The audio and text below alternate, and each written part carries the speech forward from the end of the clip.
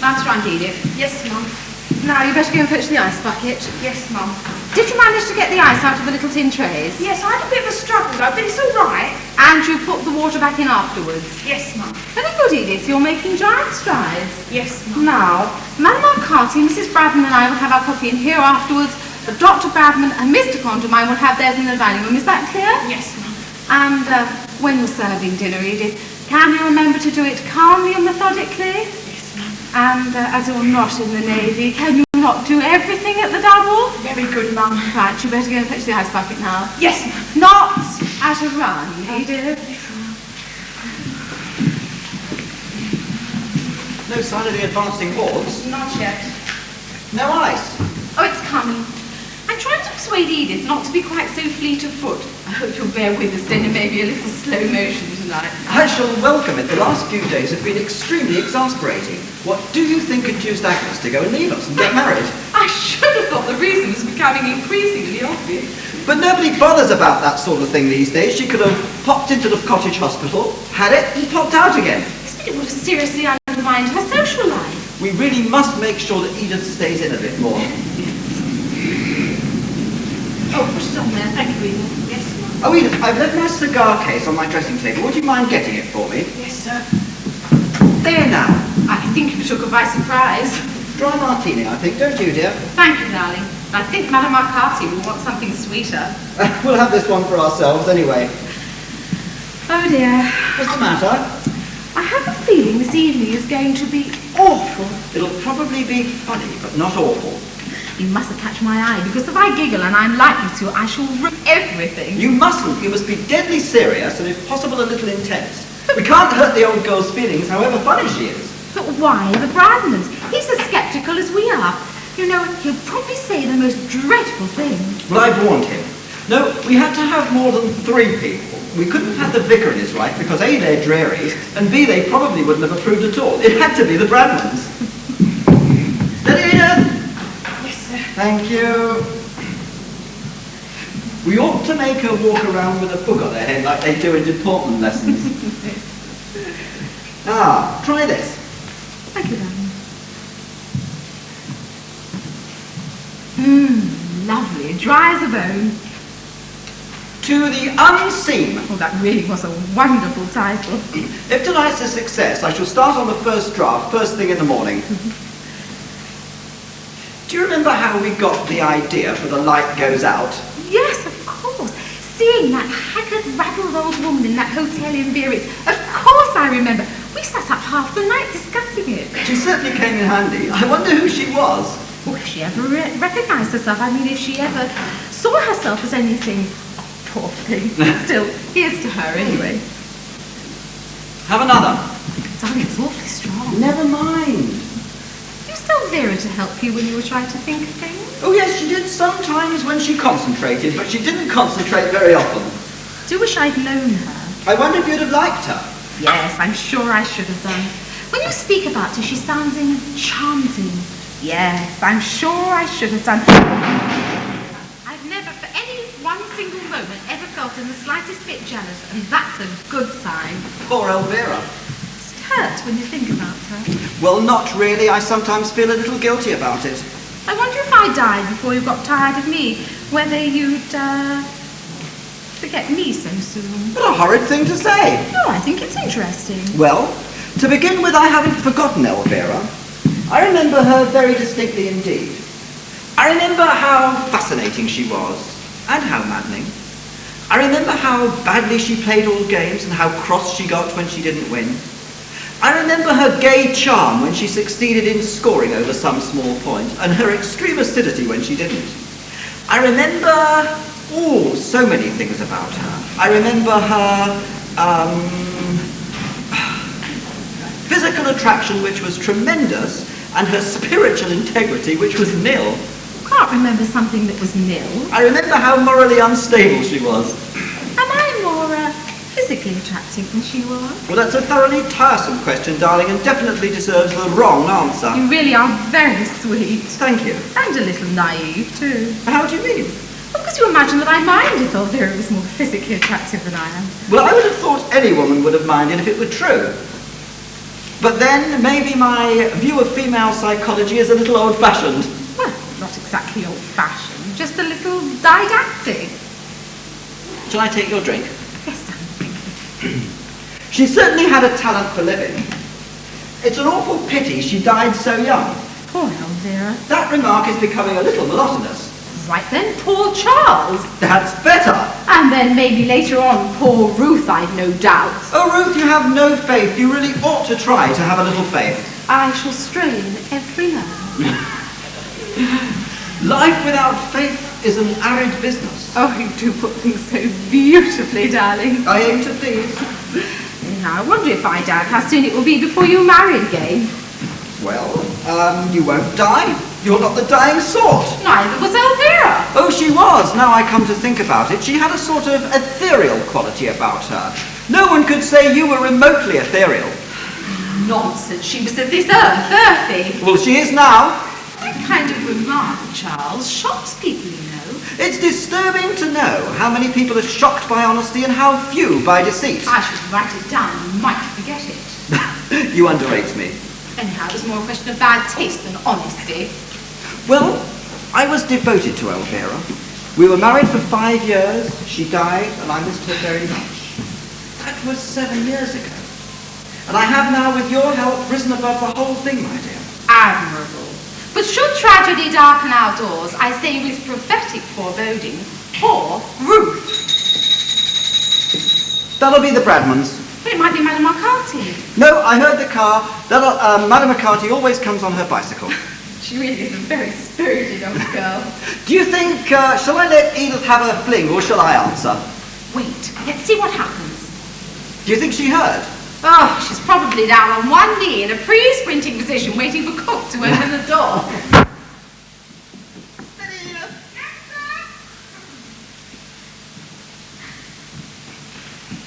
Dr. and Mrs. Bradman.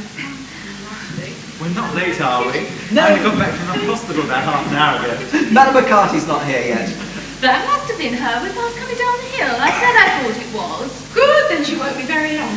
I'm so glad you're able to come. Come, sister. I'm looking forward to it. I'm really quite excited. Would you like a dry martini? By all means. Right. She certainly is a strange woman. It was only a chance remark of the vicar's about seeing her up on the knoll on Midsummer's Eve, dressed in sort of Indian flowing robes, that made me realise she was psychic at all. Then I began to make inquiries. Apparently, she's been a professional in London for years. It's funny anyone doing this as a profession, isn't it? I really can hardly imagine it, can you? I believe it's very lucrative. Do you believe in it, Mrs. Condamine? Do you think there's anything genuine about it at all? No, I'm afraid not. But I'm really rather surprised how many people are deceived by it. But she must believe it herself, mustn't she? Or is the whole business a fake? I believe the worst, a real professional charlatan. At least that's what I'm hoping for. You see, the character I'm planning for my book must be a complete and utter fake. It's one of the most important aspects of the whole story. What exactly do you hope to get from her then? Oh, jargon principally, a few tricks of the trade. I haven't been to a séance for years. And I think that in that, you know, if I could get all of that, it'll just refresh my memory. Do they think Madame McCarthy tells fortunes? I love having my fortunes told. I expect she does. You know, I remember having my fortune told once on the pier at Fancy. They told me I was surrounded by lilies and a golden seven. It worried me for days. You know, we really all must be a little serious. We can't hurt the old girl's feelings, and she may not play if we're laughing around. Yes, and she might really mind. It would be very sad to hurt her feelings. I'll be as good as gold. Have you ever attended her, Dr. Bradman, professionally, I mean? Yes, she had influenza in January. She's only been here just over a year, you know. I must say, she was singularly unpsychic then. I always understood she was an authoress. Oh yes, we originally met as colleagues at one of Mrs. Sangate's Sunday evenings in Wilmot. Oh, what sort of books do does she write? Well, she writes two sorts. Rather children's stories filled with highly conventional forests and flora and fauna, and rather enthusiastic biographies of minor royalty. Very enthusiastic and extremely funny. Well, that must be her now. She does know about this evening. You're not going to spring it on her. I told her last week, and when I told her that we were interested in anything to do with the occult, she blossomed like a rose. I really feel quite nervous as though I'm about to make a speech. You go and meet her, darling. I placed my bike up against that little book. It would be perfectly all right if nobody touched it. Madame Arcati. How very kind of you to come, Madame Arcati. My dear Madame McCarthy. I'm afraid I'm rather late. I had a sudden presentiment that I was going to have a puncture, so I went back to fetch my pump. And then, of course, I didn't have a puncture at all. Never mind, perhaps you will on the way home. Dr. Bradford, the man with the gentle hands. I'm delighted to see you looking so well. This is my wife. We're old friends. We meet coming out of shops. Would you like a cocktail? If it's a dry martini, yes. If it's a concoction, no. Experience has taught me to be very wary of concoctions. It is a dry martini. How delicious! It was wonderful cycling through the woods this evening. I was deafened with birdsong. Oh, it's been lovely all day. But the evening's the time, mark my words. Thank you. Cheers. Cheers. Don't you find it difficult cycling all around those roads and things when you come here? On the contrary, it stimulates me. I was getting far too sedentary in London, in that horrid little flat with the dim lights. They had to be dim, you know. The clients expected. I must say I find bicycling very exhausting. Any rhythm, that's what counts. Once you get the knack of it, you need never look back. On you get and away you go. But the hills, Madame Arcati, pushing up those awful hills. Just snap again. Down with your head, up with your heart, and you're over the top like a flash, and skimming down the other side like a dragonfly. This is the best dry martini I've had in years. So will you have another? Certainly. You're a very clever man. Anybody can write books, but it takes an artist to make a dry martini that is dry enough. Are you writing anything at the moment, Madame Arcati? Every morning, regular as clockwork, 7 till 1. Is it a novel or a memoir? It's a children's book. I have to finish it by the end of October to catch the Christmas sales. Mostly about very small animals. The hero is a moss beetle. I had to give up my memoir, Princess Pagliatani, as she died in April. I spoke to her the other day and she implored me to go on with it. But I really had no heart. You talked to her about it the other day? Yes, through my control, of course. She sounded rather irritable. It's funny to think of people in the spirit world being irritable, isn't it? I mean, one can hardly imagine it. Well, we have no reliable evidence that the afterlife is any less exasperating than this one, do we? Oh, Mr. Condamine, how can you? Dinner is served, Mum. Oh, thank you, Edith. Shall we? No red meat, I hope. Well, there is meat, but I don't know how red it is. Would you like an egg or something? No, thank you. It's just that I always make it a rule never to eat red meat before I work. It sometimes has an odd effect. What sort of effect? Oh, nothing of the least importance. If it isn't very red, it won't matter much. Anyhow, we'll risk it.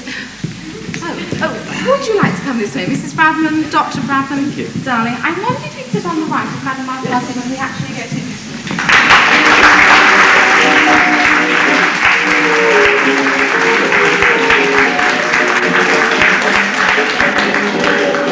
Went right back to the borders, which I think accounted for not one way or another. Even as a child, she was given to the most violent, destructive tempers. Very afraid of her. Yes, she must have been. My control was quite scared the other day while we were talking. I could hear it in her voice. After all, she's only a child. Do you always use children as a control, Madame Arcati? Yes, they're generally the best. Some mediums prefer Indians, of course, but personally I've always found them unreliable. In what way unreliable? Well, for one thing, they're frightfully lazy.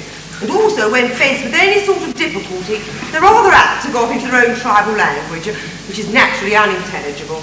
That generally spoils everything and wastes a great deal of time. No, children are undoubtedly more satisfactory, particularly when they get to know you and understand your ways. Daphne has worked with me for years. Why, she still goes on being a child. I mean, she doesn't show any signs of growing any older. Time values on the other side are utterly different from ours. You feel funny when you go off into a trance. In what way funny? I don't think Mrs. Bradman meant funny in the comic implication. I think she meant odd or strange. The word was an unfortunate choice. I'm sure I'm sorry. It doesn't matter in the least. Please don't apologise. How long have you known you've had this extraordinary powers? When I was quite tiny. My mother was a medium before me, you know. That gave me every opportunity of starting on the ground floor, as you might say. I had my first trance when I was 4 years old, and my first ectoplasmic manifestation when I was 5 and a half. What an exciting day that was! I shall never forget it. Of course, the manifestation itself was quite small and of very short duration. But for a child of my tender years, it was most gratifying. Your mother must have been so pleased. Oh, she was. Can you foretell the future? Certainly not. I disapprove of fortune tellers most strongly. Oh, really? Why? Too much guesswork and fate mixed up in it, even if the gift is genuine, and it only very occasionally is. You can't count on it. Why ever not? Time again. Time is the reef upon which all our frail mystic ships are wrecked. Oh, is it because you've never yet been proved that the past, the present and the future are not one and the same? I long ago came to the conclusion that nothing has ever definitely been proved about anything. How very wise. Oh, Edith, I wonder if you could leave the dining room as it is tonight, and perhaps you can clear it away in the morning. Yes, Mum. And also, we don't want to be disturbed for the next hour for whatever reason at all. Is that quite clear? Yes, Mum. And if there are any phone calls, can you tell them to wait and leave a message? Unless it's an urgent call for George. Unless it's an urgent call for Dr. Bradman. Yes, Mum. There's not likely to be, is there? Oh, no, I don't think so. Once I'm off, it won't matter much, but an interruption during the early stages might be disastrous. I wish the men would hurry up. I'm really quite excited. Please don't be. It makes everything much more difficult. Well, Madam McCarthy, the time is drawing near. Who knows? It may be receding. How very true. I hope you're feeling in the mood, Madam Arcati. It is not a question of mood. It is a question of concentration. Oh, do forgive our impatience, Madame Arcati. We could quite easily wait if you're not ready. Nonsense, my dear. I'm absolutely ready. Hi-ho, hi-ho. It's on work we go. Is there anything you'd like us to do? Do? Hold hands or anything? All that will come later. First, a few deep, deep breaths of fresh air. You may talk if you wish. You will not disturb me in the least. Oh, dear. Congratulations on an excellent dinner, darling. I thought the mousse was quite right. Well, it looked a little hysterical, but it tasted delicious. That cuckoo is very angry. I beg your pardon? I said that cuckoo is very angry. Listen. How can you tell? Tambra. No moon, that's well, I think. There's mist rising from the marshes. There's no need for me to light my bicycle lamp, is there? I mean, nobody's likely to fall over it. Well, we're not actually expecting anybody else. Good night, you foolish bird. You have a table? Yes, we thought that one would do. I think the one with the drinks on it would be better. Change over. You did remind Edith that we didn't want to be disturbed. Yes, darling. Great. This is the moment I always hate. Are you nervous? Yes, as a girl, I always used to be sick. How fortunate that you've grown out of it. Children are often more prone to being sick, aren't they? I know that I couldn't travel anywhere with any degree of safety on a train till I was 14 years old. Little Tommy Tucker sings for his supper. What shall we give him but brown bread and butter? I despise that because it doesn't rhyme at all. But Daphne loves it. Who's Daphne? Oh, Daphne's Madame Arcati's control. She's a child, you know. Oh, how old is she? 97 when she died. Oh, when was that? February the 6th, 1884. Poor little thing. She must be a bit long in the tooth by now, I should think. You should think, Dr. Bradman, but I fear that you don't. At least not profoundly enough anyway. Don't be quite George. I'll put Madame Arcati off. Doesn't matter in the least, my dear. I'm quite used to skeptics. They generally turn out the most vulnerable or receptive in the long run. Please, I should take that warning to heart, Dr. Bradman, if I were you. please forgive me, Madam Arcati. I'm really most deeply interested. It's of no consequence. Would you all sit round the table, please, and place your hands downwards on it? Mrs. Faventhorpe. Oh, what about the lights? All in good time, Mr. Condamine. Sit down, please. Fingers should be touching. That's right. I presume that is the gramophone? Oh, yes, it's an electric one. Would you like me to switch it on? Please stay where you are. I can manage. Now then, let me see. What have we here? Bronze, oh, dear me no. Ragman and all? Tooth, florid. Where's the dance music? Oh, that's the little pile on the left there. I see. I'm afraid there's none of them very new. Daphne is more attached to urban Berlin than anybody else. She likes a tune she can hum to. Ah, here's one, always. Always? Sit down, Charles. Whatever's the matter with you? Nothing at all. The light switch is by the door? Yes, all except for the lamp over there. Very well, I understand.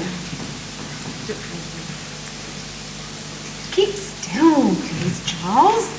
Now, Be there are very one... touching, George. Remember what Madame Arcati said. Now, there are one or two things I would like to explain to you, so would you all please listen attentively. Presently, when the music begins, I shall switch out the light. I may either walk around the room for a little, or lie down flat. In due course, I shall put up that dear little stool and join you at the table. I shall place myself between you and your wife, Mr. Condamine, and rest my hands gently on yours. But I must ask you not to move or do anything in the least distracting. Is that quite clear? Oh, of course. Of course, I cannot guarantee anything, you know. Daphne may be unavailable. She had a head cold recently and was feeling rather under the weather. Poor child. On the other hand, a great many things might occur. One of you might have an emanation, for instance, or we might contact a poltergeist, which could be extremely distractive and noisy. In what way destructive? They throw things, you know. No, I didn't know. But we must cross that bridge when we come to it, mustn't we? Oh, certainly, by all means. Fortunately, elementals at this time of the year are most unlikely. What do elementals do? Oh, my dear, one can never tell. They're dreadfully unpredictable. They usually take the form of a very cold wind. Oh, I don't think I should like that. Occasionally reaching almost hurricane velocity. Oh, perhaps we ought to take the more breakable things off the mantelpiece before we begin. That will not be necessary, Mrs. Condamine, I assure you. I have my own methods of dealing with elementals. I'm so glad. Now, are you all ready to empty your minds? Do you mean think of nothing at all? Absolutely nothing, Dr. Bradman. Concentrate on space or a nondescript colour. That's usually the best way. I'll do my damnedest. Good work. I will now start the music.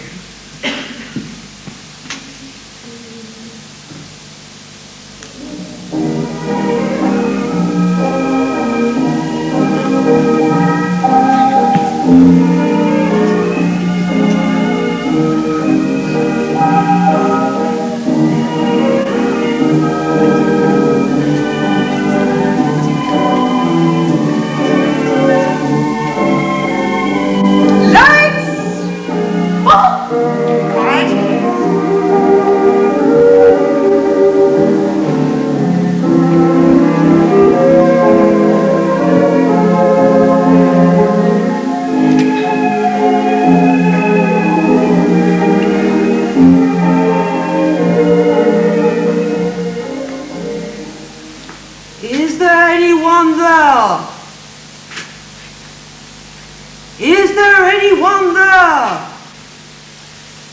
One rap for yes, two raps for no. Now then, is there anyone there? Oh! Shh! Is that you, Daphne? Is your cold better, my dear? I'm so sorry. Are you taking anything for it? I'm afraid she's rather fretful. Is there anyone there who wishes to speak to anyone here?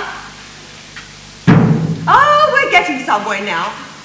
No, Daphne, don't do that, dear. Daphne, you're hurting me. Daphne, dear, please. Oh, be good, there's a dear child. You say there's someone there who wishes to speak to someone here. Is it me? Is it Dr. Bradman? Is it Mrs. Bradman? Is it Mrs. Condamine? Stop it, behave yourself. Is it Mr. Condamine? There's someone who wishes to speak to you, Mr. Condamine. Tell them to leave a message. I really must ask you not to be so flippant, Mr. Condamine. Really, Charles, you'll ruin everything. I'm sorry, it slipped out. Do you know anyone who has passed over recently? No, except my cousin in the civil service, but I can't think why he would want to contact me. We haven't spoken for years. Are you Mr. Condamine's cousin in the civil service?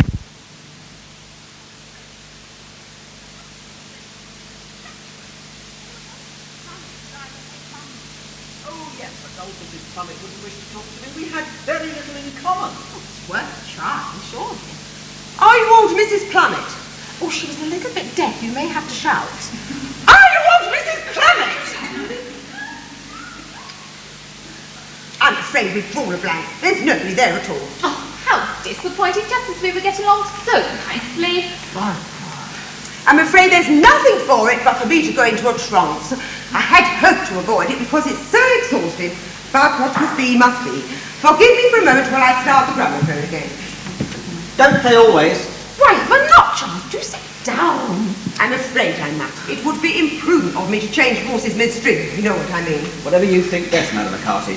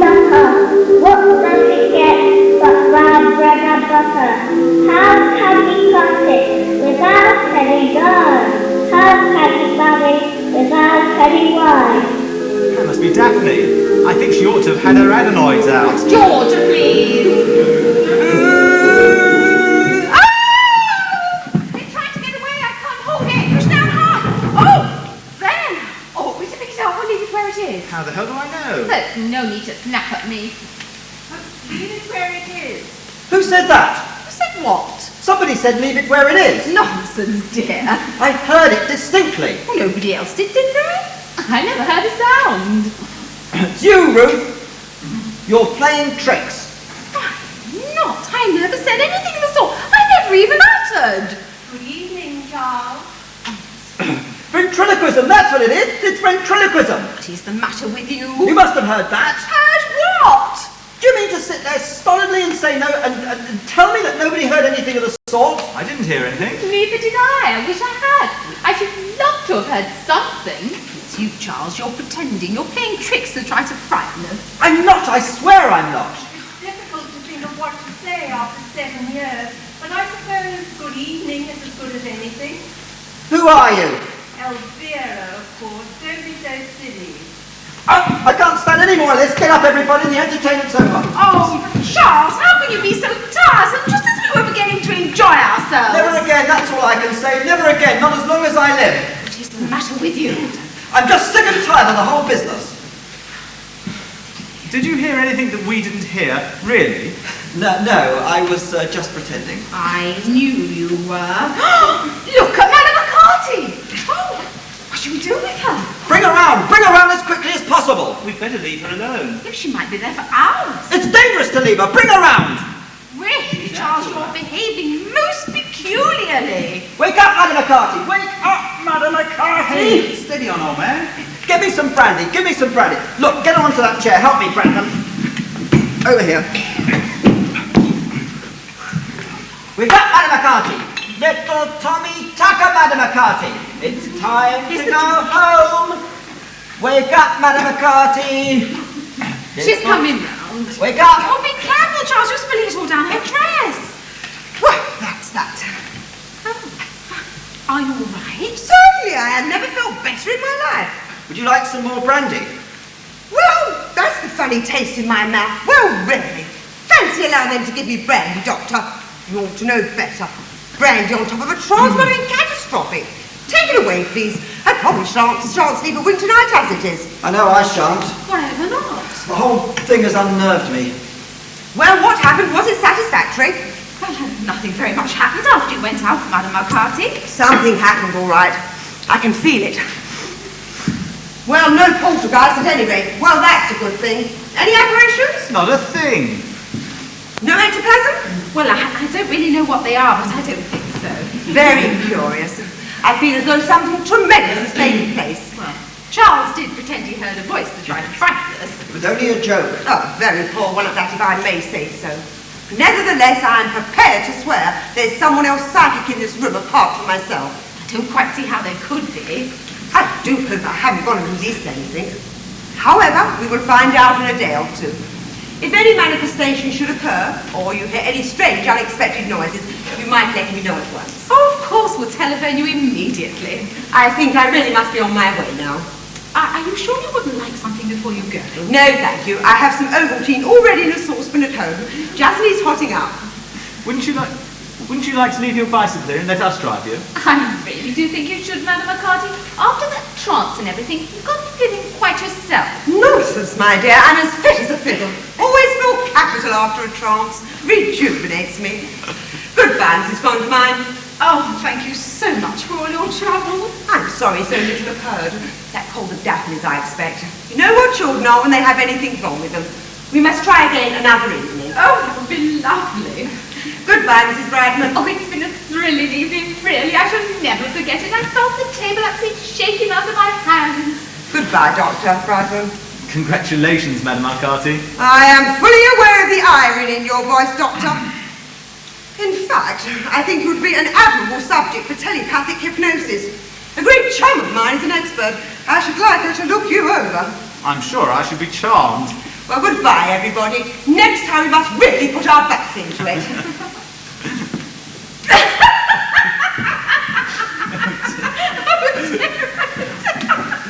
Be careful, Mrs. Conway. She might hear you. Oh, I can't help it. I really can't. I've been holding it in for ages. She certainly put you in your place, George, and served you right. She's mad, of course. Quite mad. Mad as a hatter. But do you think she really believes? Of course not. The whole thing's a put-up job. I must say, though, she shoots a more original line than they generally do. I should think she's half convinced herself by now. The trance was genuine enough, but that, of course, is easily accounted for. What, hysteria? Yes, a form of hysteria, I should imagine. I do hope Mr. Conway got all the atmosphere he wanted for his book. He might have got a lot more if he'd not tried to show off. I'm really very cross with him. There's a draft. No window open. No, they're shut. Perhaps it was one of those whatchamacallums Madam McCarty was talking about. Elementals. Oh, no, it couldn't be. I distinctly heard her say this is the wrong time of the year for elementals. Well, the old girl's gone pedalling off down the road at a hell of a pace. I had a bit of bother lighting up. Oh, poor thing. You know, I've got a theory about her. I believe she's 100% sincere. Charles, how could she be? Well, it's possible, isn't it, Doctor? Some form of self-hypnotism or something? It's possible, as I was explaining to your wife just now. There are certain types of hysterical George, subjects. dear, it's getting awfully late. We really have to be going home. You have to get up so early in the morning. You see, as soon as I begin on something that really interests me, my wife interrupts me. You know I'm right, dear. It's past 11. Well, I'll do a little reading up about the matter, just for the fun of it. Well, you must have a drink before you go. No, Violet's quite right, I'm afraid. I've got to be up abominably early in the morning. I've a patient being operated on in Canterbury. Goodbye, Mrs. Conway. It's been a thrilling evening, really. I shall never forget it. Sweet of you to include us. Good night, Mrs. Condamine. Thank you so much. Are you sure about that drink? No, really. Thank you very much. And we'll let you know if there are any poltergeists whirling about. I'll never forgive you if you don't. Come along, darling.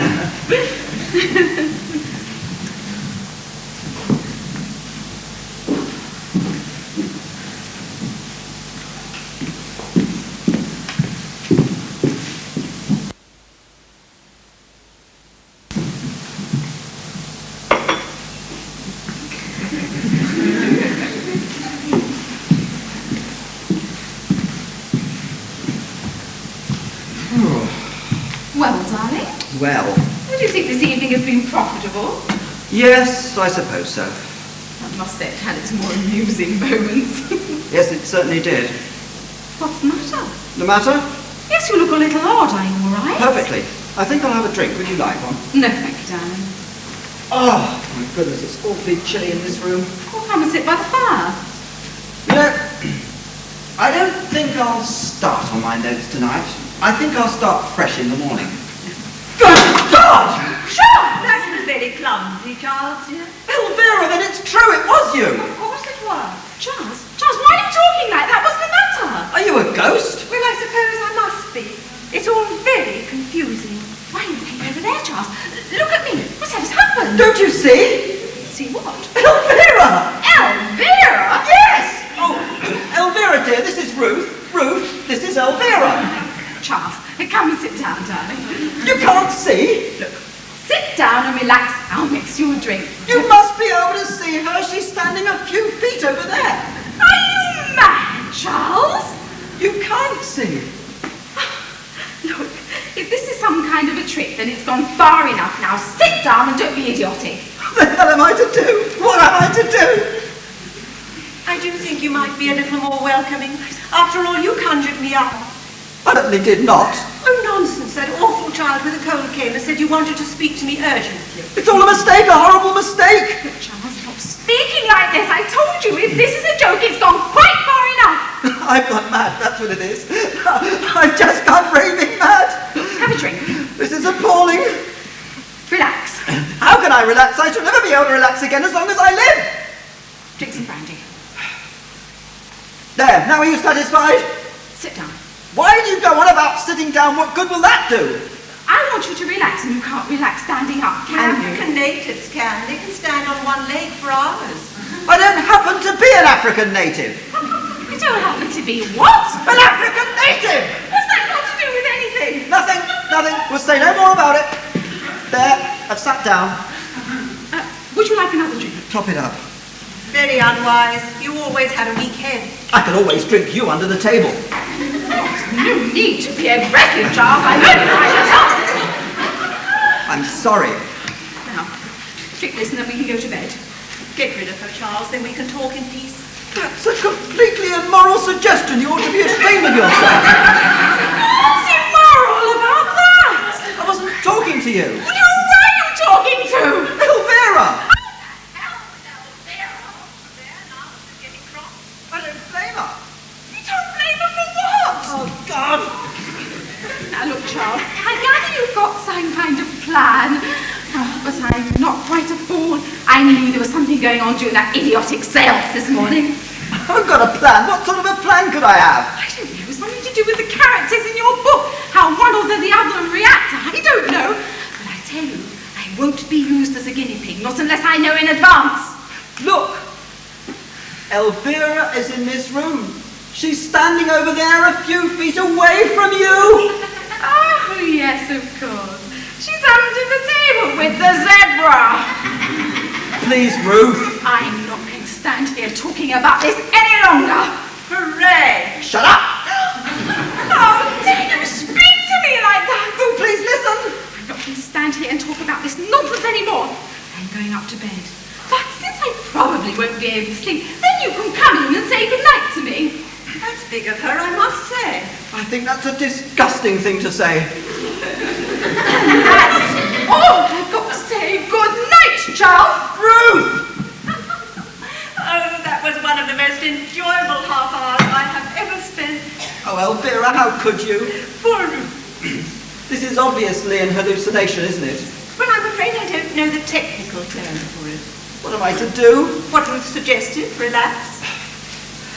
Where have you come from? You know, it's very strange, but I've sort of forgotten. Are you to be here indefinitely? I don't know that either. Oh, God. Why would you hate it so much if I was? Well, you must admit it would be embarrassing. Well, I don't see why. It's only a question of adjusting yourself. I think it's horrid of you to be so disagreeable. Now, look here, Elvira. I do really. I think you're mean. I don't mean to be mean, but try to see my point of view. I've been married to Ruth for 5 years, and you've been dead for 7. Not dead, Charles. Passed over. It's vulgar to say dead where I come from. Passed over, then. Well, now that I'm here, you might make a pretense of being amiable about it. Well, I am pleased to see you in one respect. I don't believe you love me anymore. I shall always love the memory of you. Well, you must forgive me for being a little hurt, but I do think you're very unreasonable.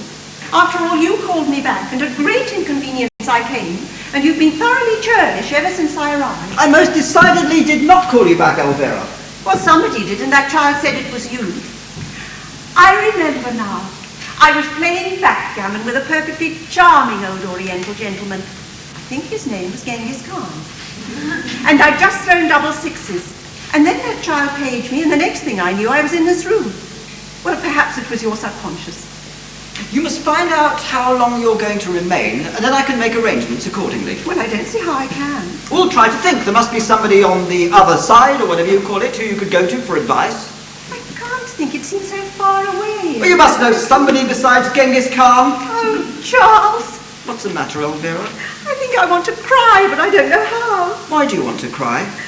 Seeing you again and you being so irascible, just like you used to be. I don't mean to be irascible, Elvira.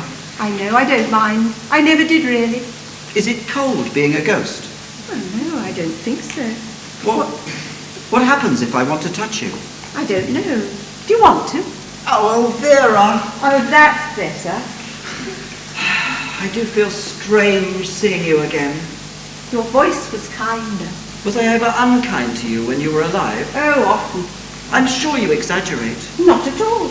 You were an absolute pig when we stayed in that awful hotel in Cornwall. You hit me with a billiard cue. Only very gently. I loved you very much. I loved you too. No, I can't touch you. Isn't that horrible? Perhaps it's just as well if I'm to stay here any length of time. I feel strangely relaxed now, but I suppose I shall wake up soon. Just put your head back. Like that? Can you feel anything? Only a very gentle breeze blowing through my hair. Well, that's better than nothing. I suppose if I'm really mad, they'll put me in an asylum. Don't worry, just relax. Poor Ruth. To hell with Ruth.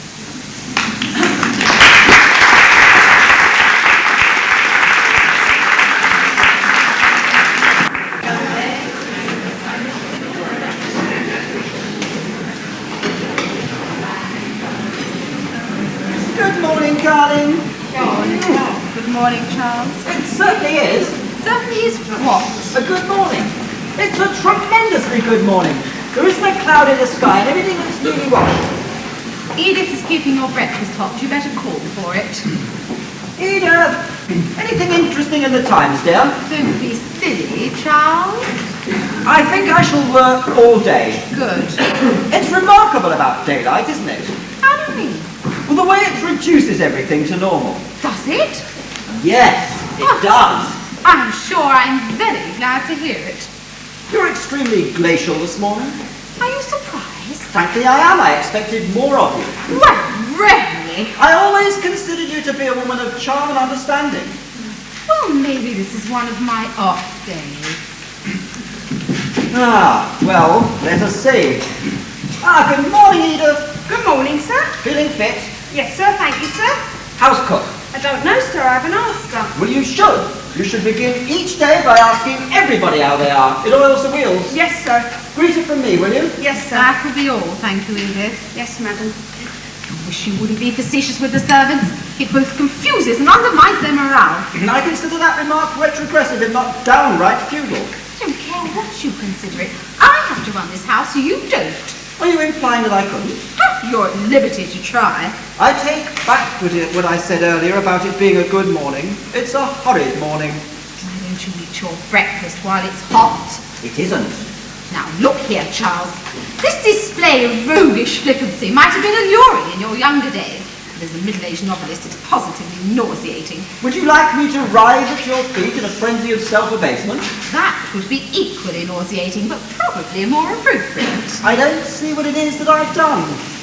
You behaved abominably last night. You both wounded and insulted me. I was the victim of an aberration. Nonsense, you were drunk. Drunk? Yes, you had 4 very strong dry martinis before dinner. You had a great deal of burgundy during dinner. Goodness knows how much port and cool we've got to Bradman. While I endeavoured to entertain that mad woman. Later on, you had 2 double brandy. I know, I gave them to you. Of course you were drunk. So that's your story, is it? You refused to come to bed. So I came down here to see what had happened. At 3 o'clock in the morning, I found you lying on the sofa in an alcoholic coma with the fire out and your hair all over your face. Something happened to me last night. Something very peculiar happened. Nonsense. It isn't nonsense. I know it seems like nonsense. Now in the clear, remorseless light of day, but last night it was far from being nonsense. I definitely had a hallucination. I'm not going to discuss this any longer. I swear to you that last night I was convinced I heard Elvira's voice. But you couldn't have done. I don't care about that, I did. Else did? I was equally convinced that I saw her, here in this room. After you'd gone to bed, we had quite a cosy little chat.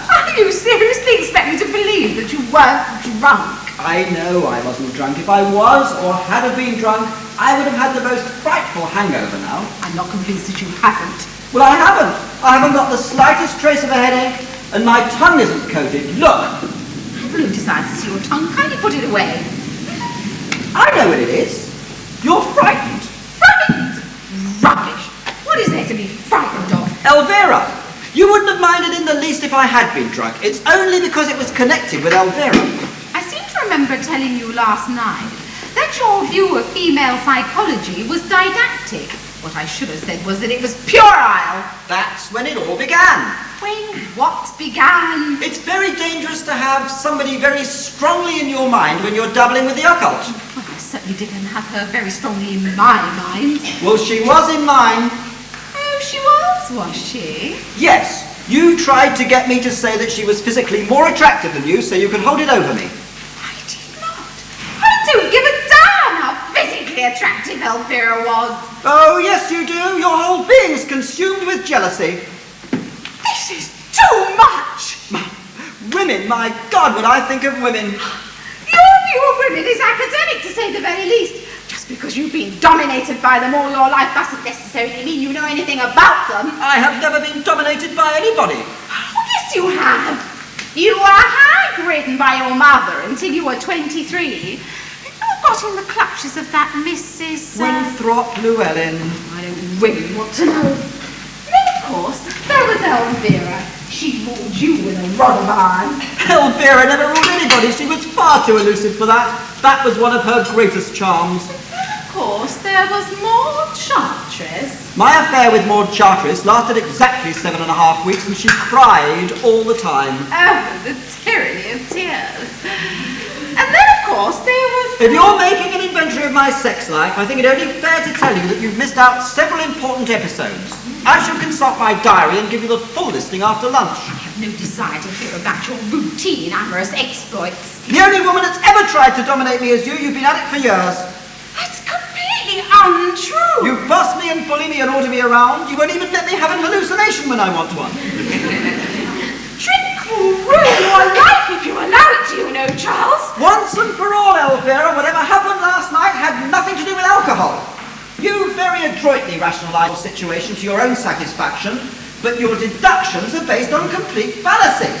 I'm willing to grant there was an aberration, some sort of odd psychic delusion brought on by suggestion or hypnosis. But I was stone cold sober from beginning to end, and extremely upset into the bargain. You were upset? What about me? You behaved with complete lack of comprehension that frankly shocked me. I consider I behaved very well. I shall know better in the future. Instead of holding out a cowardly hand to guide me, you shouted staccato orders at me like a sergeant major. You seem to forget that you gratuitously insulted me. I did not. Oh, yes, you did. You called me a gutter snipe, then told me to shut up. And when I suggested that we went to bed, you said with a disgusting leer that that was an immoral suggestion. I was talking to Elvira. Well, I must say that conjures up a very fragrant picture of your first marriage. My first marriage was perfectly charming, and I consider it in the worst possible taste for you to sneer at it. It's not your first marriage that's worrying me at the moment. It's your second marriage that's consuming me. And as far as I'm concerned, it's on the rocks! Only because you persist in taking up this ridiculous attitude. My attitude is that of any woman whose husband got drunk and hurled abuse at her. I was not drunk! Be quiet, Charles. They'll hear you in the kitchen. I don't care if they hear me in Folkestone Town Hall. I was not drunk! Control yourself. How can I control myself in the light of your idiotic damn stupidity? It's giving me claustrophobia. Well, then I suggest you ring Dr. Bramman. Can I clear, please, Mum? Oh, yes, thank you, Edith. Cook wants to know that lunch, Mum. Will you be in for lunch, Charles? Don't worry about me. I shall be perfectly content in my bedroom with a bottle of gin. Don't be silly, dear. Will you tell Cook we'll both be in? Yes, Mum. I'm going into Hyde this morning. Is there anything that you want? A great deal, but I doubt if you could get it in Hyde. Will you tell Cook to put Alka-Seltzer on the shopping list, please, Edith? Yes, Mum. It's cloudy over. You have a genius for understatement. Don't worry about the table, Edith. We'll put it away. Yes, Mum. Ruth, try to be reasonable. I'm being perfectly reasonable. You have been drinking. You can't deny that. No more than usual. I how do you account for it then? I don't. Rita, I'm very uneasy. How did you feel yesterday during the day? Perfectly all right. What did you have for lunch? You should know you had it with me. Let me see. There was lemon sole. And then there was that cheese thing. Well, why should having a cheese thing for lunch make me see my deceased wife after dinner? I don't know, but it was very strong. Well, you had just as much of it as I did, and you didn't see your dead husband. This discussion is getting us nowhere. And it won't as long as you persist in ascribing supernatural phenomena to colonic irritation. Supernatural grandmother. I must admit she'd be a lot less agitating. Perhaps you ought to see a nerve specialist. I'm not in the least neurotic, nor have I ever been. Well, a psychoanalyst then. I refuse to endure months of expensive humiliation, only to be told at the end of it that at the age of 4 I was in love with my rocking horse. What do you suggest then? I don't suggest anything. I'm profoundly uneasy. How do you feel now? Physically, Well, altogether. apart from a vague feeling of being worried, I feel perfectly all right. Good. You're not seeing or hearing anything in the least unusual. No, not in the least. You've absolutely ruined that water by the sundial. It looks like a mixed salad. Oh God, she's here again! What's the matter now? Who's here again? Clara! Look, Charles, don't be so stupid. Pull yourself together. It's all those nasturtiums. They look so vulgar. I like nasturtiums. You like what? They're all right in their place, but in a mass, they look beastly. You've got to help me, Ruth. Please help me.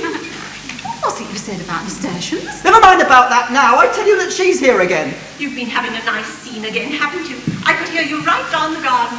Please mind your own business. I expect it was about me, wasn't it? I know I ought to feel sorry, but I don't. I'm absolutely delighted. How could you be so inconsiderate? Inconsiderate! Oh, I like that! Ruth, please. Look, I've been trying my level best to make good, polite conversation, but I have to tell you, here and now, that I don't believe a word about your damned hallucinations. You're up to something, Charles. There's been a certain furtiveness about you in the last few days. Look, why don't you be honest and tell me what it is? Look, I'm not up to anything. Honestly, I'm not being furtive. I'm You're not... trying to upset me. You're trying to get me into saying something I might regret, but I'm not going to. You're making me utterly miserable. Please listen, Ruth. She's off again. Do be quiet. Seriously, to me like that? I wasn't speaking to you. Who were you speaking to then? I was speaking to Elvira. Oh, you better go on speaking to her till you're blue in the face and don't speak to me. Elvira, you've got to help me. How? Well, I don't know, make her see you or something. Oh, I'm afraid I couldn't do that. It's technically the most difficult business. Frightfully complicated, you know. Takes years of study. You are here, aren't you? You're not an illusion. I may be an illusion, but I'm definitely here. How did you get here? I told you last night, I don't know exactly. You must promise me, and in future, you'll only come and talk to me when I'm alone. I think it's horrid of you to make me feel so unwanted. I've never been treated so rudely. Well, you must see my point. It's your own fault for having married a wife who can't see beyond the nose on her face. If she had a grain of real respect or affection for you, she'd believe what you tell her. Well, how would you expect anybody to believe this? You'd be surprised how gullible people are. We often laugh about it on the other side. Charles, Yes, dear. I'm awfully sorry I was cross. You are? Yes, I understand everything now. I do. You do? Yes, of course I do. Look out, Charles, she's up to something. Be quiet. Of course, darling. We'll all be quiet. We're as quiet as little mice. Now listen, Ruth. Now look, come upstairs and then you can lie down in bed. The way that woman hops on bed is nothing short of erotic. I'll deal with you later. Very well, darling, but come along. What are you up to? I'm not up to anything. I just want you to come and down, lie down and wait while Dr. Bradman comes. She'll have you in a straitjacket before you know where you are. You've got to help me, please. Oh, I would with pleasure, but I can't see how. I can. Ruth, Yes, darling. listen. If I promise to go to bed, will you let me stay up for 5 minutes longer? Well, I really think it would probably be better if you actually came upstairs. However and bad lied it down. may seem, please bear with me just for another 5 minutes. Very well, dear. Right, now sit down. Yes, dear. Listen very carefully. Have a cigarette, it will soothe your nerves. I don't want a cigarette. Then you shan't have a cigarette. I aim to show you, clearly and concisely, and without emotion, that the ghost or shadow or whatever it is of my first wife, Elvira, is in this room now. Yes, darling. I know you don't believe me, and you're trying valiantly to humour me, but I aim to prove it to you. Look, why don't you come upstairs and lie down in bed? You can prove anything you like later on. She may not be here later on. Don't worry, she will. Oh, God. Hush, dear. Now, look. Will you promise to do anything I ask of you?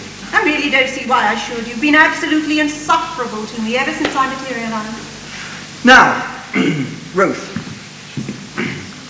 You see that bowl of flowers over there? Yes, darling, I arranged it myself this morning. Elvira, will you please, please, please carry that bowl of flowers from there over to the mantelpiece and back again? Very well then, not that I approve of all these illusionist goings-on. Watch very carefully, Ruth. Yes, darling. Come on, Elvira, over to the mantelpiece and back again.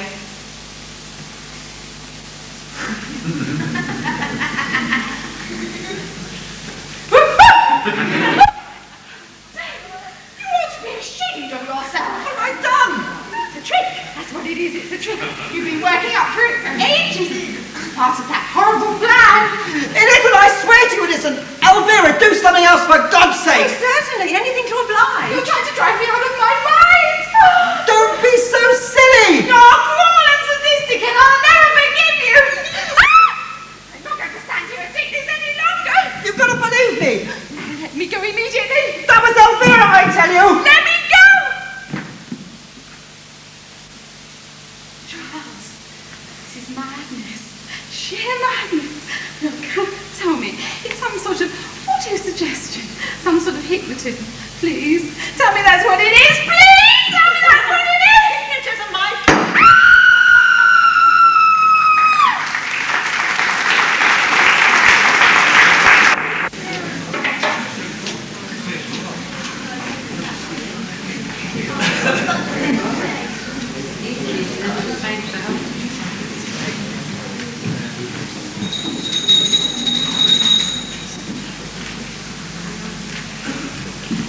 Madame Arcati. My dear Mrs. Condamine, I came directly. I got your message. How very kind of you. Kind? Nonsense. Nothing kind about it. I look upon it as an outing. I'm so glad. Would you like some tea? China or Indian? China. Good. I never touch Indian. It upsets my vibrations. Do sit down. I find this room very interesting. Very interesting indeed. I noticed it the other night. I'm not entirely surprised. Have you ever been to Calvin Manor? No, I'm afraid I haven't. That's very interesting too. Strikes you like a blow between the eyes the moment you walk into the drawing room. 2 lumps of sugar, please, and no milk at all. Madame Arcati, I'm profoundly concerned and I need your help. I thought as much. What's in these sandwiches? Cucumber. Couldn't be better. Fire away. I find it so difficult to explain. Facts first, explanations afterwards. Yes, but the facts are so difficult to explain. It's so fantastic. Facts very often are. Take creative talent, for instance. How do you account for that? Look at Shakespeare and Michelangelo. Try to explain Mozart snatching sounds out of the air and putting them down on paper when he was practically a baby. Facts, plain facts. You know it's the fashion nowadays to ascribe it all to Glangs, but my reply to that is fiddly-dee. I'm sure you're quite right. There are more things in heaven and earth than are dreamt of in your philosophy, Mrs. Condamine. I know there are. Come now, take the plunge. Out with it. You've heard strange noises in the night, no doubt. Boards creaking, doors slamming, subdued moaning in the passages. Is that it? No, I'm afraid it isn't. No sudden gusts of cold wind, I hope. No, it's worse than that. I am all attention. Well, I know it sounds idiotic, but the other night during the seance, something happened. I knew it. Probably a poltergeist. They're enormously cunning, you know. Sometimes I lie doggo for days. Well, you see, you know my husband was married before. Yes, I have heard it mentioned. His first wife, Elvira, died comparatively young. Where? Well, here, in this house, in this very room. Oh, I'm beginning to see daylight. You see, she was convalescing after pneumonia when, listening to a BBC musical programme, she fell about laughing helplessly and died of a heart attack. Had she materialised the other evening after I'd gone? But not to me, to my husband. Capital! Capital! Oh, but that's splendid! Madame Arcati, from a professional point of view, I can quite understand your pride in your achievement.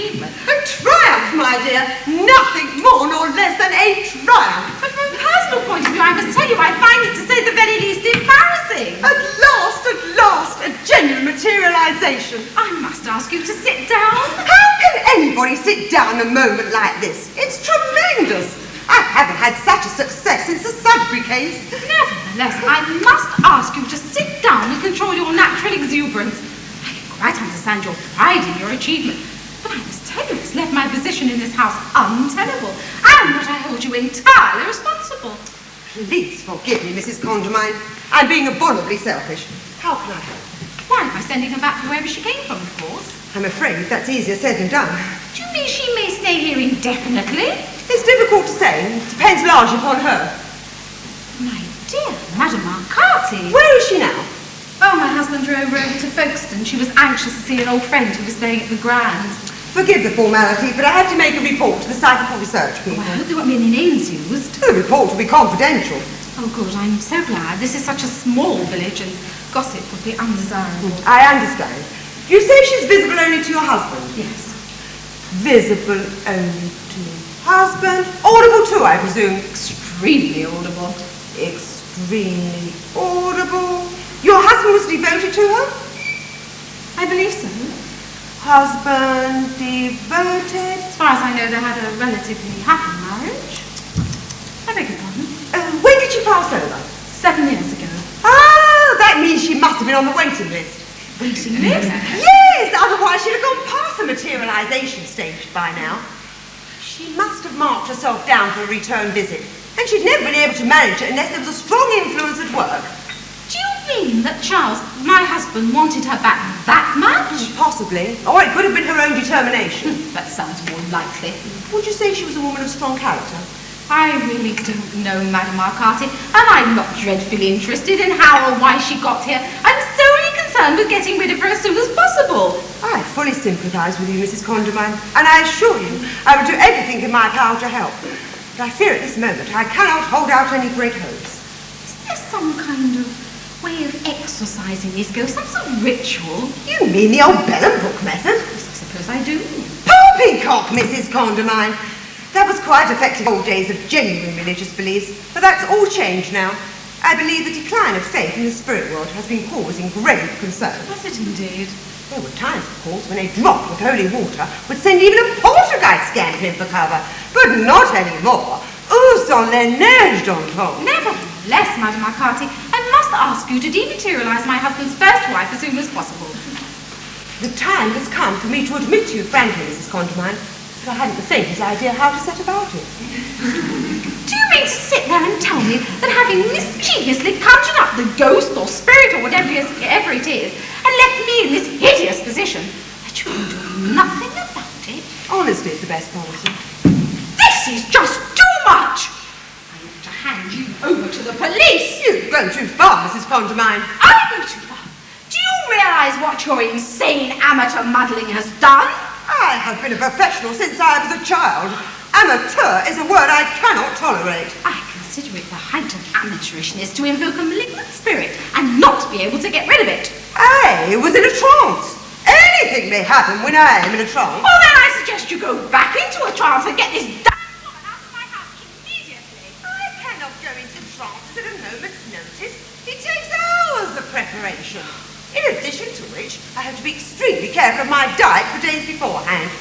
Today, for instance, I happened to lunch with friends and had pigeon pie, which, plus these cucumber sandwiches, would make a trance out of the question. What do you suggest then? I will report the whole matter to the Society of Psychical Research at the earliest possible moment. And will they be able to do anything? I doubt it. They'd send along an investigation committee and do a lot of questioning, wall-tapping and mumbo-jumbo. Then they go away and have a conference. And you'll probably have to go to London to testify. Please don't upset yourself. Nothing can be achieved by upsetting yourself. It'll be fine for you, but I don't think you quite realise my position. Try and look on the bright side. I wonder if your husband's first wife came back from the grave. I wonder if you could look on the bright side. I resent your tone, Mrs. Condamine, I really do. You decidedly have no right to.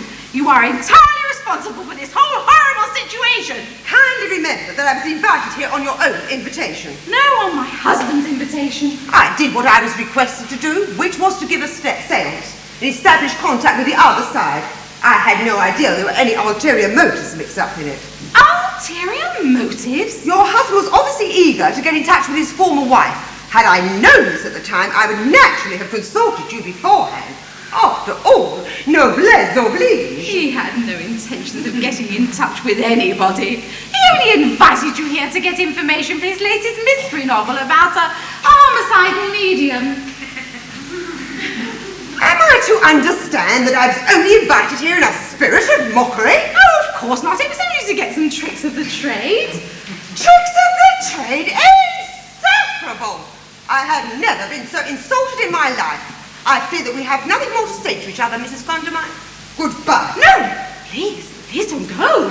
Your attitude from the outset has been most unpleasant. Some of your remarks have been discourteous in the extreme.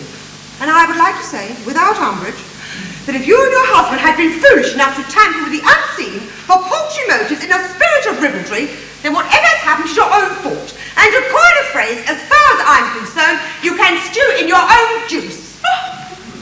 Damn! What on earth was Madame McCarthy doing here? Oh, she came to tea. You never told me she was going to. You never told me you were going to invite Elvira to live here. I didn't. Oh, yes, you did, darling. It was your subconscious. What was the old girl so cross about? She almost cut me dead. Oh, I told her why we invited her here yesterday. That was most unnecessary and quite unkind. I had to. She was puffing herself up like a pouter pigeon. Why did you invite her to tea? To get me exorcised, of course. Oh, I wish I could have one of those cucumber sandwiches. I did love them, sir. Is that true, Ruth? Is what true? What Elvira just said. Very well, but I can't hear what Elvira says. She said you invited Madame McCarthy here to get her exercised. Is that true? Well, it was a start. There's a snake in the grass for you. You have no right to do such a thing without consulting me first. I had every right. This situation is impossible. If only you'd get to like Elvira a little. I don't see why we shouldn't all have a jolly time. Jolly time. I've no desire to have a jolly time with Elvira. She's certainly very bad-tempered, isn't she, darling? Well, I can't think why you married her. She's obviously upset. We must make allowances. I was never bad-tempered, though, was I? Even when you were beastly to me. You always behave very badly, Elvira. Where is she now? She's sitting here on the chair. Now look here, Elvira. I shall have to call you Elvira. I can't call you Mrs. Condamine. It sounds so silly. I don't see why. What did she say? Oh, she said she'd like nothing better. Oh, Charles, darling, I worship you. I do really. Good. I'd like us to be absolutely honest with each other. Hold on to your hats, boys. Now, I will tell you that I did invite Madame McCarthy here with a view to getting you exorcised. But wouldn't you do the same thing in my position? I shouldn't have been so obvious about it. Well, what did she say? Oh, nothing. She just smiled and nodded. Thank you, Elvira. I shouldn't like to think there was any kind of misunderstanding between us. How very sensible, Ruth. I entirely agree. Now, I want to ask you something. Why did you come here? What did you hope to achieve, beyond the joke, of course, of making Charles into some sort of astral bigamist? It was the power of Charles's love that tugged and tugged and tugged at me. Didn't it, my sweet? Well? She said she came because she wanted to see me again. Well, she's seen you, hasn't she? But we can't be inhospitable, Ruth. I have no desire to be inhospitable, but I would just like to know how long you intend to stay, Elvira. I don't know. I really don't know. Isn't it awful? She says she doesn't know. Isn't that a little inconsiderate? Well, didn't the old spiritualist have any ideas for getting rid of me? What did Madame McCarthy say? Oh, she said she couldn't do anything. Hooray! Don't get upset, dear. I'm sure that we'll soon acclimatise ourselves to the situation. You know, you must admit it's a unique experience. I can't see any valid reason why we shouldn't all have a great deal of fun out of it. Fun? Are you going mad, Charles? No. At first I thought I was, but now I'm getting used to it. I must say I'm beginning to enjoy it. Oh, Charles! Oh, she's off again. Do try to be a little understanding, Elvira. I suppose she said something insulting? No, she said nothing of the sort.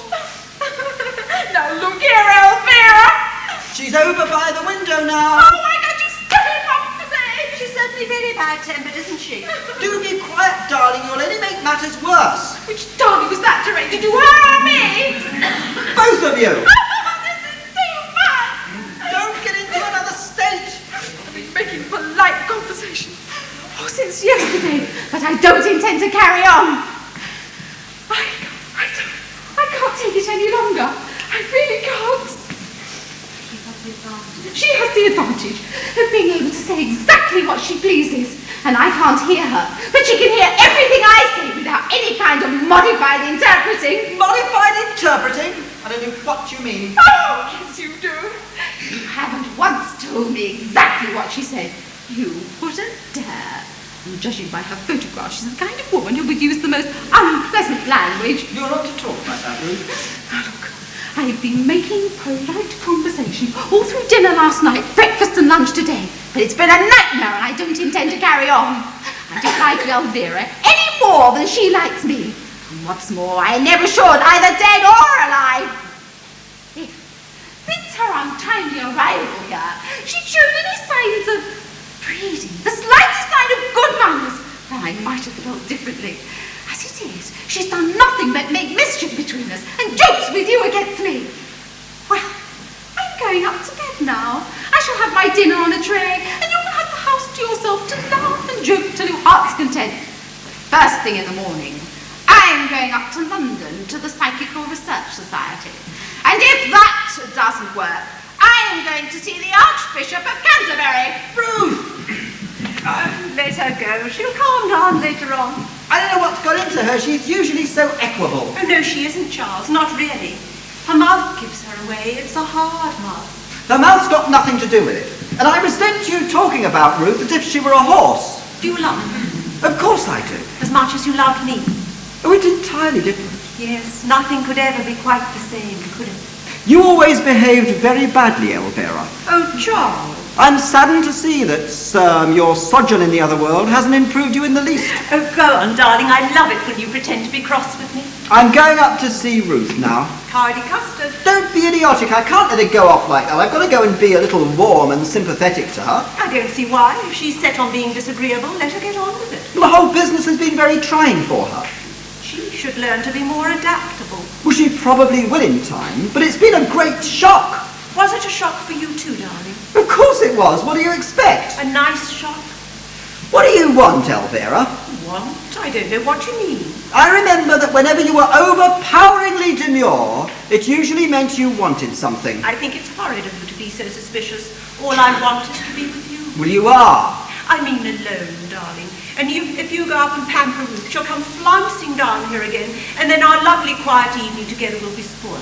You're incorrigibly selfish. Well, I haven't seen you for 7 years. It's only natural that I should want some time alone with you, to talk over old times. Oh, well, I'll let you go for just a little while if you really think it's your duty. Of course it is. Then I don't mind. You're ridiculous, Elvira.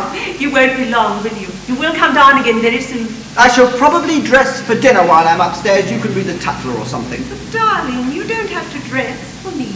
I always dress for dinner. What are you going to have? I should like to watch you eat something really delicious. Now, you be a good girl. You can play the gramophone if you like. Thank you, Charles.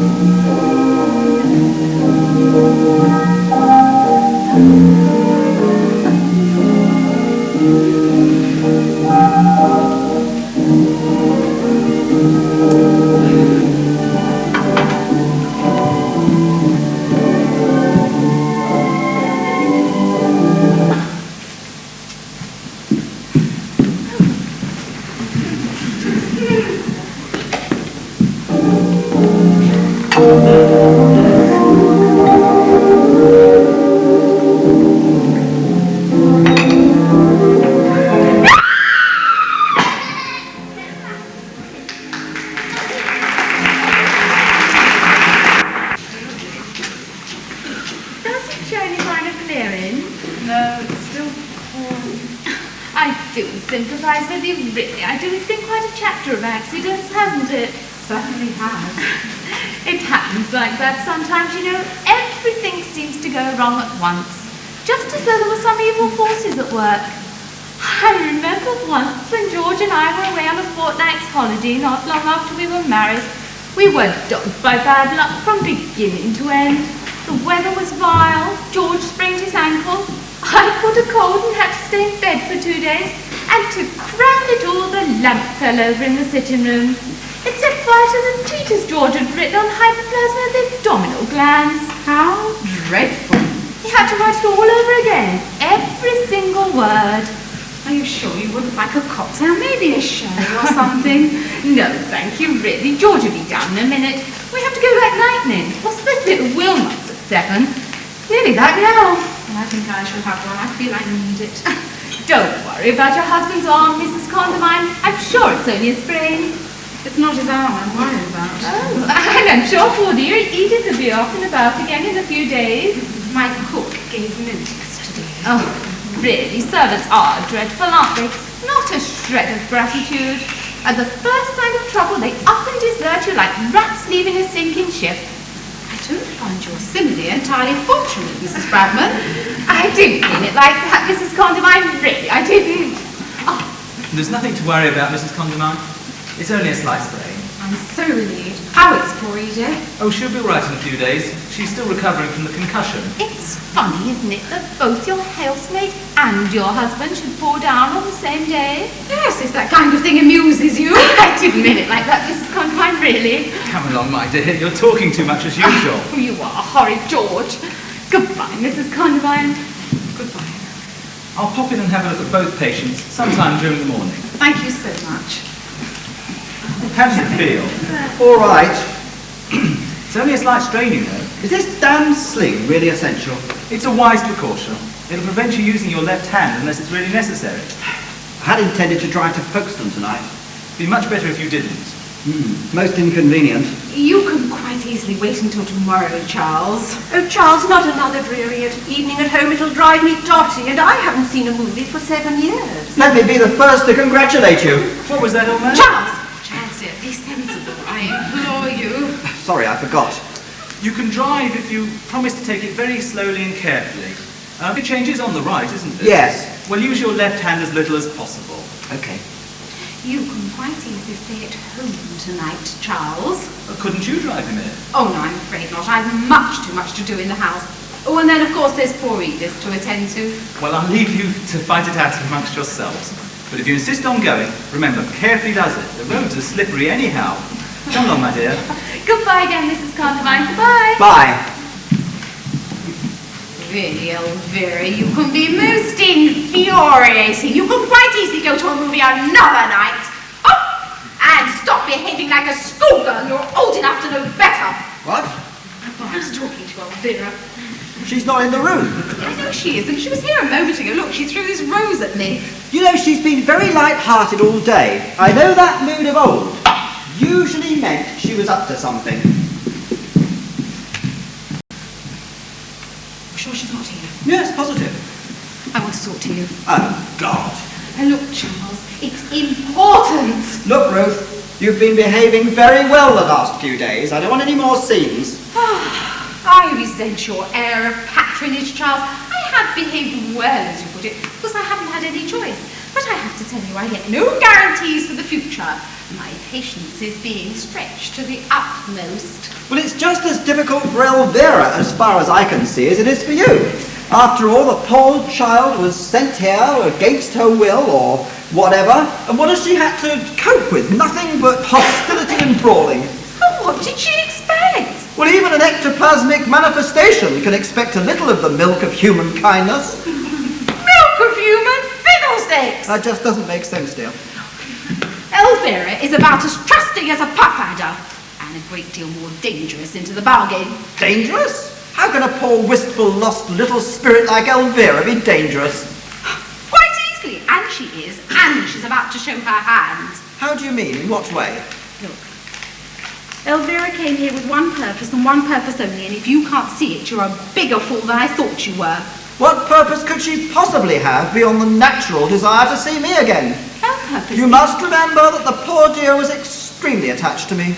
Her purpose is perfectly obvious. It's to get you to herself forever. Ridiculous. How could she possibly do that? By killing you off, of course. Killing me off? Are you mad? Look, Charles, this is a fight, Charles. A bloody battle. A duel to the death between Elvira and me. Can't you see? Melodramatic hysteria. It isn't melodramatic hysteria. Can't you realise? Why do you suppose Edith fell down the stairs and nearly cracked her skull? What's Edith got to do with it? Why, because the top stair was greased with axle grease, that's why. Cook discovered it afterwards. You're making this up, Ruth. I'm not, I swear I'm not. Oh, dear. Why do you think you fell down the other day when you were trying to lop that branch off the pear tree? Why? Because the ladder had been sawn through on both sides. Why would she want to kill me? I understand her wanting to kill you, but why me? If you were dead, it would be her final triumph over me. She would have you forever on that damned astral plane, and I'd be left high and dry. She's probably planning some sort of spiritual remarriage even now. I wouldn't put it past her. Ruth! Don't you realise? I don't. I don't realise at all. I grant you that as a character she's rather light and irresponsible, but I can't imagine her capable of... I just can't imagine her capable of this sort of thing. Maybe the spirit world has deteriorated her. Oh, Elvira, Ruth, even you've got me mixed up. Look, don't stand there looking like a wounded spaniel. This is serious. What are we to do? Don't let her know that you suspect a thing. Act perfectly naturally as though nothing has happened. I'm going to see Madame Arcati. She must be able to do something. I don't know how cross she is. And even if she doesn't know how to get rid of Elvira, she must know some way of rendering her harmless. To throw herself into a trance, then she has to, even if I have to beat her into it. Now, I'll be back in half an hour. Tell Elvira I've gone to see the vicar. This is appalling. Don't mind about that. Look, just remember, don't let her know, even by a flick of the eyelid. Look out! What? It's a nice lookout. What's the nice lookout? Oh, the weather, Elvira. The barometer's dropping and dropping and dropping. It's positively macabre. I find it difficult to believe that at this particular moment in time, you and Ruth can find nothing more interesting to talk about than the weather. I can't stand this any longer. I really can't. Now look, Ruth. Has she broken out again? What did she say? She asked if you'd broken out again. Now look here, Elvira. Don't you speak like that. Now then, Ruth. You so cleverly rationalised we weren't talking about the weather, and I wouldn't like to think there was any kind of secret between us. I'll tell you exactly what I was saying. I was trying to persuade Charles not to drive into Folkestone. It will be bad for his arm, and you can quite easily wait for another day to go to the cinema. But since he seems determined to put your wishes above mine, then I'm afraid there's nothing more to say. And I can say only that I hope you both have a very nice time. There now. Have you been beastly to her, Charles? No, of course I haven't. Ruth doesn't like being thwarted any more than you do. She's a woman of sterling character. It's a pity she's so ungiving. As I've told you before, I don't like discussing Ruth with you. It makes me feel uncomfortable. I won't mention her again, I promise. Are you ready? Ready for what? To go to Folkestone. No, I want a glass of sherry first. I don't believe you want to take me at all. Of course I want to take you, but you must admit that it's an appalling night out there. It would be far more sensible to go tomorrow. How familiar this is. In what way familiar? Well, all through our married life, I only had to suggest something for you to immediately start hedging me off. I'm not hedging you off. I merely said... All right. We'll spend another cosy, intimate evening at home with Ruth sewing away at that hideous table centre and snapping at us like a terrier. Ruth is perfectly aware the table centre's hideous. It happens to be a birthday present for her mother. You don't have to defend Ruth's taste to me. It's thoroughly artsy-craftsy, and you know it. It's not artsy-craftsy. Oh, I mean, she's ruined this room. Look at those curtains and that thing over there. That was a present from Lady McKinley, sent from Burma. Obviously, because it had been sent to her from Birmingham. Now look, Ruth, if you don't behave yourself, I shall not take you to Folkestone ever. Oh, Charles, don't be elderly and grand with me, please. Let's go now. Not until I've had my sherry. Oh, darling, don't be tiresome. I've been waiting around for hours. Well, a few more minutes won't make any difference then, will they? Very well, then. Besides, the car won't be back for half an hour. What do you mean? Ruth's gone to see the vicar. She's gone in the car, but she'll be back in half an hour. Ruth's taken the car? Yes. Oh my God! Oh my God! What's the matter? Quick, get her back. Why? Quick, get her back immediately. Come, come. It's too late. I heard her going down the path a couple of minutes ago. Why are you going on like this? Oh, Ron, Charles, please, get her back. What have you done? Darn, I haven't done anything at all. You're lying. I'm not lying. There's nothing to lie about. Then why are you in such a state? I'm not in a state. I've done nothing wrong. You've done something dreadful, haven't you? No, oh, please don't look at me like that, Charles. My God, the car! No. Ruth was right. You wanted to kill me. You've done something dreadful to the car, haven't you? No. What have you done? No. Answer me. Answer me.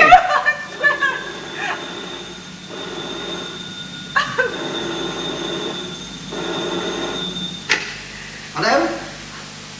Yes, speaking. I see. The bridge at the bottom of the hill? No, thank you. I'll come at once. Well, of all the filthy, low-down tricks! Ruth! No! Stop it, Ruth! Ow! Ruth,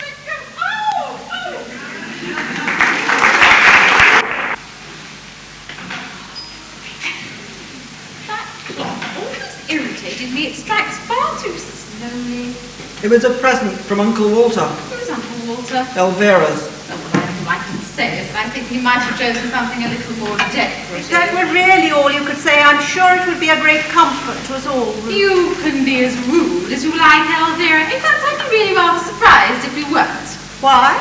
I should have thought the reply to that was rather too obvious. I wish you two could stop bickering for 1 minute. This really has been the most frustrating night of my life. The reply to that is pretty obvious, too.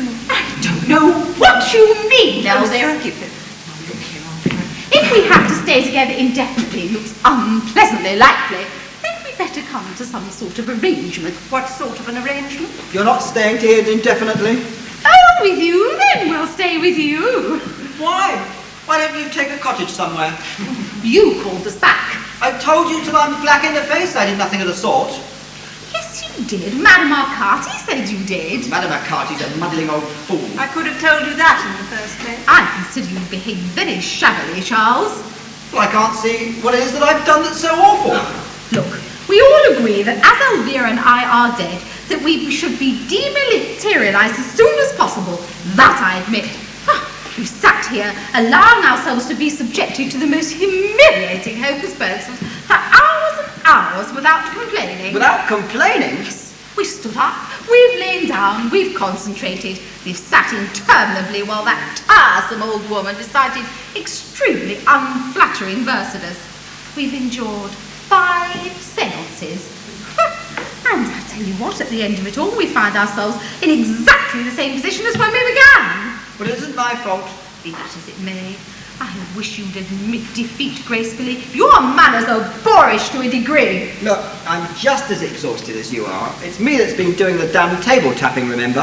If she can't get us back, then she can't. We have to think of something else. She must get you back. Anything else is unthinkable. Well, there's gratitude for you. Gratitude? Yes, for all the years we've both devoted to you. We waited on you hand and foot, haven't we, Ruth? Well, what about all the years I devoted to you? So what? I can't see in that case why it is that you're so pleased or so in such a hurry to come back to me. You called us back. And ever since we've been here, you've done nothing but try to get rid of us. Well, hasn't he, Elvira? He certainly has. I know you to your idiotic inefficiency. We find ourselves in the most mortifying position when neither fish, flesh, nor fowl, nor whatever it is. Good red herring. Well, look, why don't you do something about it? Why don't you go back by yourselves? You know very well that we can't. Well, try to think. Isn't there somebody on the other side, or whatever you call it, who could help? I've no idea. I've only been there a short while. Ask Elvira. And I've already told you it's no use. If we got Merlin, Mesmer, Cagliostro, Gilles de Retz, and the Black Douglas all together, they couldn't do a thing. The impetus has got to come from here. Perhaps Charles doesn't want us to go quite enough. I most decidedly do. Well, you all must have a very weak will then. I always thought so. There's no point in all this bickering. Wake up, Madame McCarthy. Oh, not another seance. Please, not another seance. Wake up, Madame McCarthy. Shake her! Might upset her. I don't care if it kills her. Wake up, Madame McCarthy. What time is it? 5:10. Oh, what time did I go off? Over an hour ago. Very curious. Forgive me for a moment. I must make a note of that in my diary. Are they still here? Yes. Disappointing. Have you any suggestions? We mustn't give up hope. Chin up, never give in. That's my motto. This schoolgirl phraseology is driving me mad. Now then. Now then what? What do you say we have another seance? I really put our shoulders to the wheel. Make it a real rouser. Oh, not another seance. For God's sake, not another seance. I could materialise a trumpet if I tried hard enough. Better than nothing, you know. I feel as fit as a fiddle after my rest. Look, I don't care if she materialises a whole symphony orchestra, but I implore you not to let her have another seance. Look, Madame McCarthy, don't you think that perhaps we've had enough of seances? After all, they haven't achieved a great deal, you know. But neither of them could have appeared unless there was somebody, a psychic subject, in this house who wished for them. But it wasn't me. Perhaps it was Dr. Bradman. I never knew he cared. Are you sure? Are you quite sure? Absolutely certain. Great Scott! I believe I've been barking up the wrong tree. What do you mean? The Sudbury case. The Sudbury case? I don't understand. There's no reason why you shouldn't before your day. I wonder. Oh, what was the Sudbury case? I wish you'd explain. It was the case that made me famous, Mr. Condamine. It's what might be described in theatrical parlance as my first smash hit. I had letters from all over the world about it, especially India. What did you do? I dematerialised old Lady Sudbury after she'd been firmly entrenched in the private chapel for 17 years. Can you remember how? Chance, by fluke. I happened on it by the merest coincidence. Well, what coincidence? Wait, all in good time. Now, let me see. Who was in this house during our first seance? Well, there was the Bradmans, Ruth, me and yourself. Yes, to be sure. But the Bradmans weren't here last night, were they? No. Quickly, my crystal. Here it is. Darling, this thing it gives me the pip. Cloudy again. Ah, that's better. It's there again. It's there again. I'm beginning to understand. I wish I was. What's there again? A bandage. A white bandage. Hold on to a white bandage. I haven't got a white bandage. Wait. Oh, she's too good, really. She ought to be in a circus.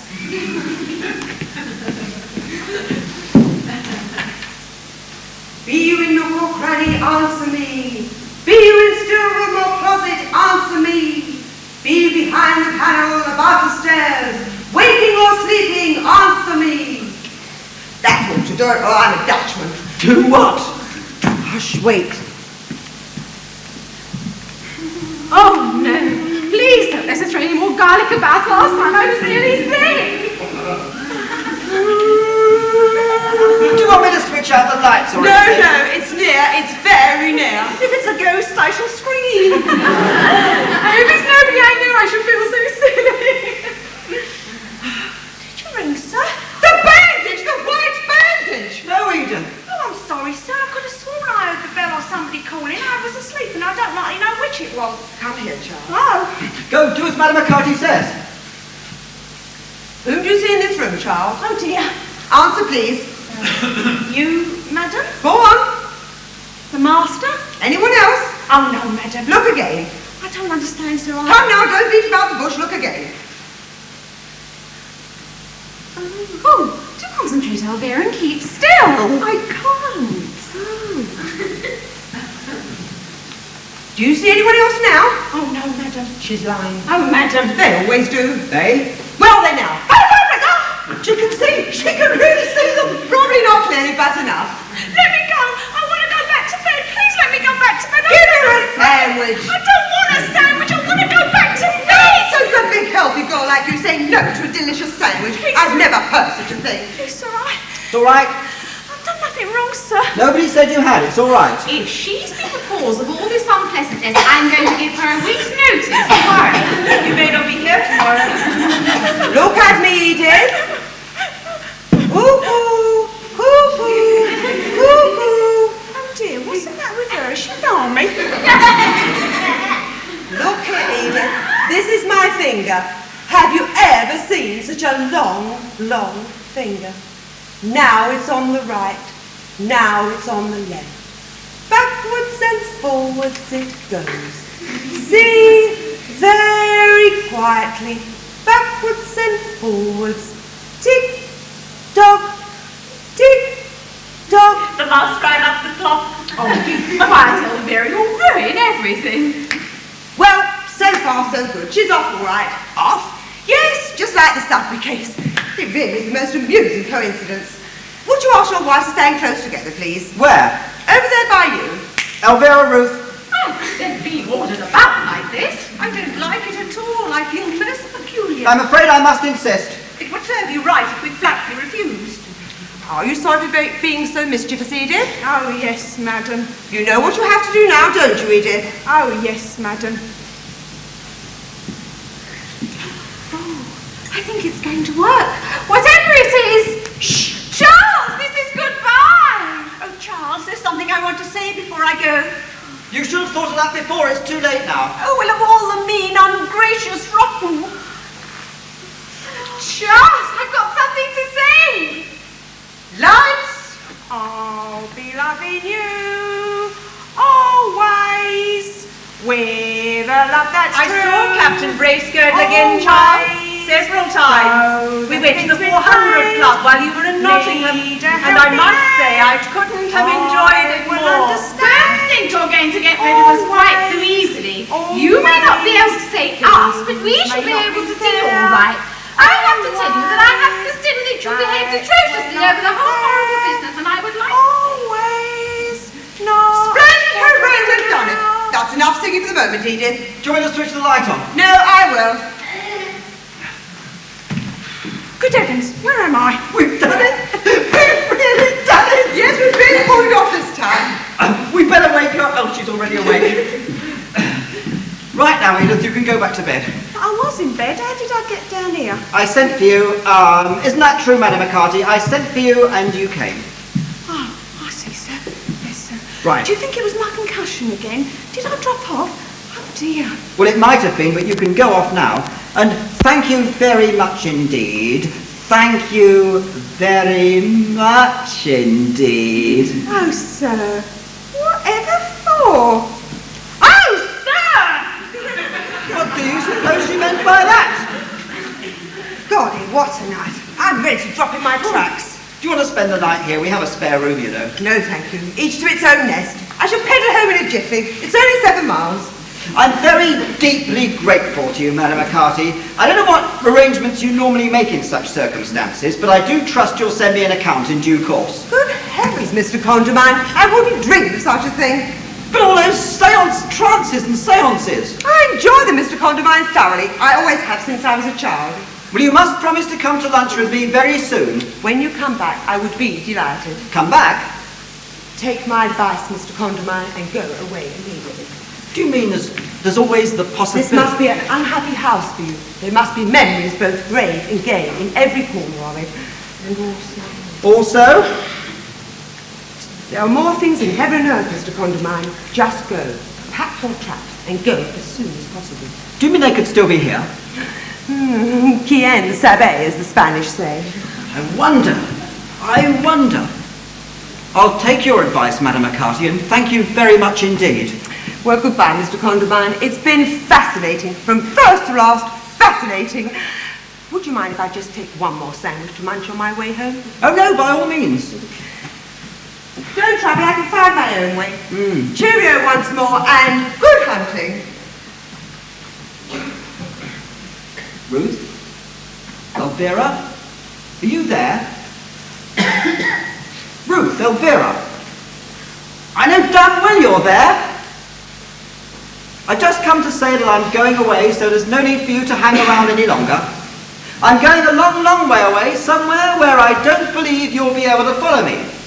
Despite what Elvira says, I don't believe spirits can travel over water. Is that perfectly clear, my darlings? You said in one of your more acid moments, Ruth, that I've been hag-ridden all my life. How right you were. But I'm free now. Free not only from Mother and Elvira and Mrs. Winthrop Llewellyn, but free from you too. And I'd like to take this farewell opportunity of saying I'm beginning to enjoy it immensely. Ha ha! I thought so. It was very silly of you, Elvira, to imagine that I didn't know about you and Captain Bracegirdle. I did. But what you didn't know was I was extremely attached to poor Westlake at the time. Ha ha! It was very, very silly of you, Ruth. You, I was reasonably...